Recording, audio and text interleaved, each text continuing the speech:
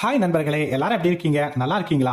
நம்முடைய கவர்மெண்ட் ஸ்கூல்ல, அதாவது அரசாங்க பள்ளிக்கூடங்கள்ல மதிய உணவு மற்றும் காலை உணவு திட்டங்கள் ஆகிய 2 திட்டங்கள் மிக சிறப்பாக நடைபெறுகிறது அப்படிங்கிற தகவல் உங்க எல்லாருக்குமே தெரியும்.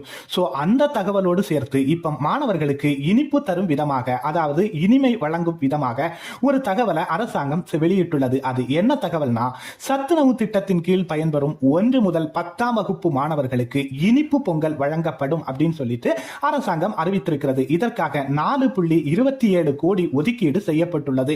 மொத்தம் உள்ள 43,131 சத்துணவு மையங்களிலும் இந்த இனிப்பு சர்க்கரை பொங்கல் வழங்கப்படும் அப்படின்னு சொல்லிட்டு அரசாங்கம் அறிவித்துள்ளது. சோ எனிவே, சத்துணவு சாப்பிடும் மாணவர்களுக்கு இந்த தலைவர்கள் பிறந்த நாள்ல, இந்த தலைவர்களுடைய முக்கியமான பிறந்த நாள்ல இந்த இனிப்பு வழங்கப்படும் அப்படிங்கிற செய்தி மாணவர்களுக்கு இனிப்பான செய்தியா இருக்கும் அப்படின்னு சொல்லிட்டு நாம நினைக்கிறோம்.